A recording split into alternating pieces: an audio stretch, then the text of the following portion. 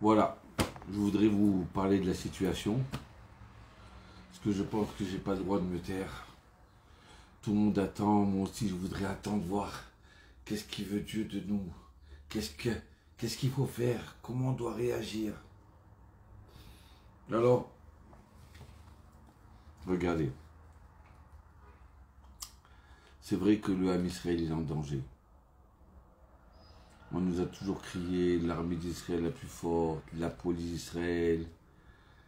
Et voilà un petit truc et tout se déstabilise. Mais on va tenir. Le jour de la catastrophe qu'il y a eu à Méron, à Lag BaOmer, il faut comprendre que il n'y a rien qui se passe au hasard, malheureusement.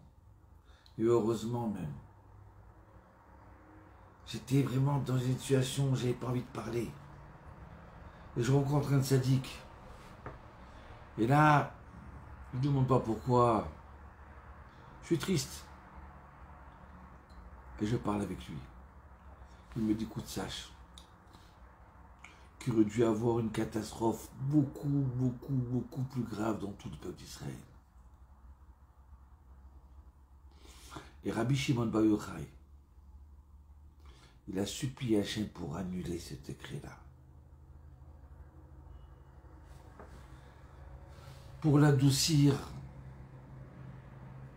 c'est les douleurs de l'enfantement, de la délivrance.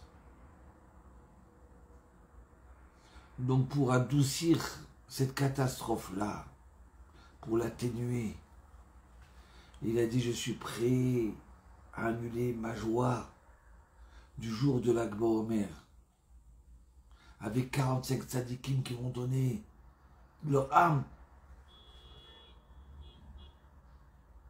pour atténuer. Quand il m'a dit ça ce jour-là, j'ai dit, bon, ça va, j'y ai cru. Mais jusqu'à tel point, jamais j'aurais réalisé ce qui arrive aujourd'hui.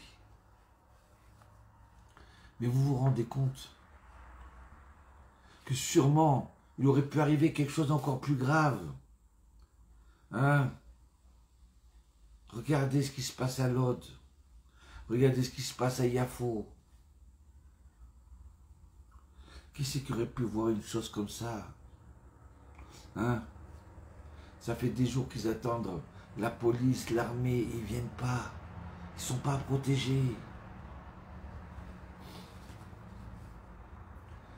Alors, Bémet, c'est des Gibourim. Ils sont restés comme ça une semaine. J'ai appelé Ashkelon. On me dit, on est là sous les bombes. J'ai dit, venez passer Shabbat chez nous. Venez à la maison. Vous allez vous reposer. Il me dit, on a le dôme du fer qui passe juste au-dessus de nos têtes. Et on a les autres bombes qui arrivent, les roquettes qui arrivent. On ne dort pas, on n'a pas dormi toute la nuit. De l'autre côté, j'ai vu ceux qui ont été sauvés de la catastrophe de Méron. Avec le nombre de gens qui y avait là-bas, ça aurait été beaucoup plus grave. Mais moi, ce qui m'a, comment dire, appelé, c'est deux personnes qui ont parlé. Une, elle était en dessous de tout le monde, écrasée. Il savait que c'était la fin. Et là, il commence à dire Shema Israël. Il a raconté, j'ai dit Shema Israël, mais avec toute ma joie. Hachem, je suis prêt à donner mon corps, mon âme pour le peuple d'Israël. Je dis, comment une personne qui est en train d'étouffer peut arriver à pouvoir dépenser comme ça? Prêt à mourir pour le Kiddush Hachem. Je dis, mais c'est pas des hommes, c'est des anges, ça. Mais là, j'ai un autre rab qui m'a raconté aujourd'hui qu'il y a une personne qui était une autre personne en train d'étouffer. Grâce à Dieu, elle a été sauvée. Elle est partie voir le Ravlo, le grand rabbin d'Israël. Elle lui dit, Rav, j'arrive pas à dormir. Elle dit, pourquoi? Raconte-moi. Et écoute, Rav, je vais te dire une chose. Quand on est tombé comme ça, un sur l'autre. Au-dessus de moi, j'ai entendu un enfant. J'ai entendu un enfant qui est en train de dire Hachem, je fais Shema Israël. Oui, je vais mourir, mais je veux pardonner tout le monde. Je veux pardonner, je ne veux pas en vouloir à personne. Et je ne veux pas en vouloir à celui qui est au-dessus de moi. Et moi, je l'entends et je suis au-dessus de lui. Que si je meurs parce qu'il est là en train de m'étouffer, je lui pardonne du fond du cœur. Et il dit, tu comprends, Rav, pourquoi j'arrive pas à dormir? C'est moi qui l'ai tué.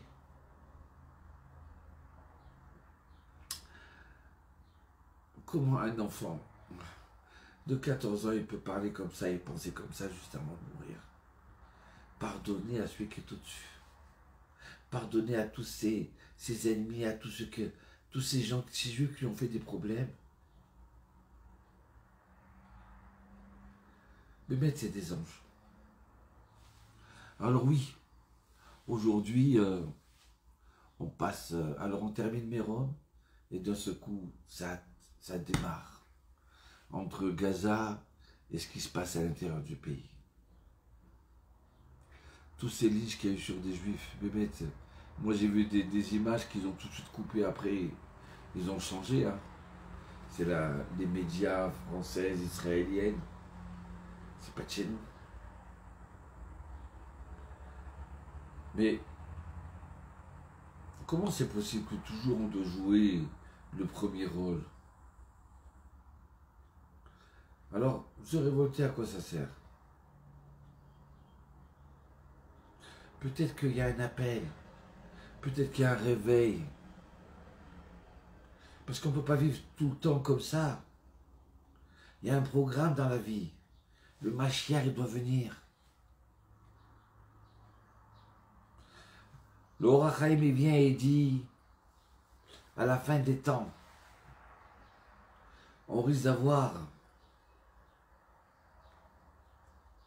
de descendre au fin fond de l'impureté. Mais une chose qu'on doit garder, c'est la Emouna. Il y a des choses qu'on ne comprend pas. On ne peut pas tout comprendre. Comme on ne peut pas comprendre un chirurgien qui est en train de faire une opération pour sauver une autre. Alors on a besoin de vous. On a besoin de vos prières. On a besoin de dire Tehillim. On a besoin de pardonner chacun avec l'autre. Alors je me suis arrêté avec une personne là que j'aime beaucoup. Je lui dis, moi, est-ce qu'on a le droit de manger la viande Shabbat? Il me dit, mais c'est quoi cette question-là? Et là je me suis dit, mais attends, comment tu peux me poser c'est quoi cette question? J'arrive pas à comprendre. Tu sais pas où tu vis aujourd'hui là? Est-ce que les juifs de l'Aude, ils vont manger Shabbat, tu crois? Les juifs de Yafo, ils vont manger Shabbat. Ça fait des nuits qu'ils ne dorment pas. Comment tu peux me répondre? C'est quoi cette question-là? Même si c'est sûr qu'on peut manger Shabbat la viande. Mais on se doit poser la question. Je sais qu'il y a des rabbinim qui ne dorment pas sur un lit, qui dorment par terre. On doit se poser la question. On ne peut pas rester comme ça. Ah mais d'accord, moi je suis à Jérusalem, aujourd'hui on est tranquille, il n'y a pas de problème. Hein. Mais à une demi-heure de chez toi, c'est la guerre. Ils ont brûlé des synagogues et des Sifrei Torah. Ils tirent dans la rue et personne n'y bouge. Donc on doit se poser des questions. Mais surtout, il ne faut pas perdre notre émouna. Je ne veux pas ouvrir ma bouche, peut-être devenir plus dangereux encore. D'accord? C'est les douleurs de l'enfantement. On doit pleurer, oui. On doit prier, oui. On doit avoir mal pour nos frères, oui. J'ai une personne qui m'a dit, Mamache, il m'a dit, tu sais, alors qu'elle était à Ashkelon, sous les bombes et tout ça. Vous savez qu'est-ce qu'elle m'a dit? J'ai les coliques pour les soldats d'Israël qui vont rentrer à Gaza. Tu es sous les bombes. D'accord? Tu es en train de... Tu aurais voulu que ça y est, que ça s'arrête tout ça. Ça fait une semaine que tu ne dors pas. Tu as mal au ventre pour les enfants d'Israël. Aïe, aïe, aïe. Qu'est-ce qu'il est beau ton peuple d'Israël, Hachem Yitbarach. Alors écoutez, il faut que chacun fasse quelque chose. D'accord? Celui qui peut prêter son appartement pour les hommes qui prêtent l'appartement. Mais on doit tous se mettre à prier. On ne peut pas faire confiance sur personne. Parce que même si on a l'armée la meilleure au monde, ça ne sert à rien, puisqu'on a les Maliens. À quoi ça sert d'avoir une armée la meilleure du monde? Comme si Dieu dit, tu sais quoi? Ben oui, c'est beau, oui, tu es le meilleur soldat, mais à quoi ça te sert? Toi, tu dois te faire recevoir des bombes, d'accord? Toi, on te jette des bombes sur les enfants, mais toi, tu n'as pas le droit de jeter. Pourquoi? Parce que tous les chefs, d'accord, ils se trouvent juste ils ont leur maison en dessous des hôpitaux. Donc tu ne veux pas faire exploser un hôpital. Donc il y a quelque chose qu'il faut qu'on change. Vous ne comprenez pas? En été, alors, regardez, on peut s'angoisser, pleurer, désespérer et faire une dépression. Ou alors, on essaye de regarder cette dernière année. Le corona est arrivé. Quand il arrive le corona, dans le monde entier, c'était l'hécatombe. Un des rares pays qui a tenu, comme c'est drôle, avec le corona, d'accord, je parle de la période de mars, avril, mai, eh ben, il n'y avait presque pas de morts. C'était en Israël. Comment c'est possible ça? On a fait pareil que tout le monde. Vous voyez qu'on est, dans un sens, on est protégé. Et à ce moment-là, il se lève Bibi et il dit, vous savez, on était préparés. C'est pour ça qu'on n'a pas eu beaucoup de morts par rapport aux autres pays du monde. À peine il a dit, on était préparés, d'un seul coup, ça a commencé l'hécatombe chez lui. Et puis d'un seul coup, ça y est, on revient. Alors on commence à devenir un des seuls pays au monde, un des rares pays au monde, où, voyez, on sort du corona. Allez, on va au restaurant et tout le monde y sort. Hein, et puis la gauche, ça y est, elle jette son venin contre la Torah, contre le peuple d'Israël, et elle embrasse nos ennemis. Et ils pensaient monter un gouvernement comme ils voulaient. Et voilà que... ils étaient essayés de se disputer pour savoir, est-ce que je vais avoir un ministre, un ministère un peu plus grand, pas plus grand? Ça y est, c'était tout signé. À la dernière seconde, tout s'en va en l'air. Mais à quel prix? Donc on n'a pas le droit de demander où il est Dieu. Parce que premièrement, on est petit, on n'a pas de questions à demander. Mais savoir où c'est qu'on est nous le peuple d'Israël. Chacun, il faut maintenant qu'il se réveille, qu'on se réveille tous. Chacun, soi-même, il y a de quoi réparer.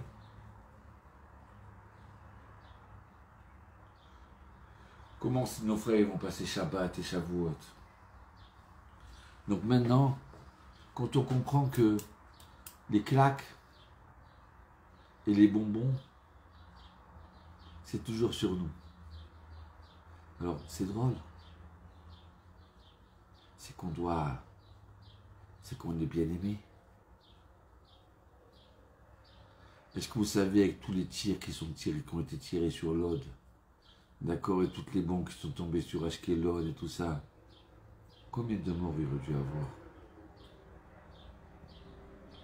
Chez nous, un juif, c'est la catastrophe, c'est toujours un juif pour nous. Un enfant de 5 ans, il est mort, c'est atroce. Donc on ne peut pas le compter. On dira, bon, tu sais quoi, il n'y a que 5 morts chez nous, alors c'est pas grave. Non, c'est très grave. Mais quand même, avec tout ça, il aurait pu y avoir plus que ça. Allez, faites rentrer quelqu'un qui tire comme ça dans la rue, ou dans le quartier, ou dans les maisons.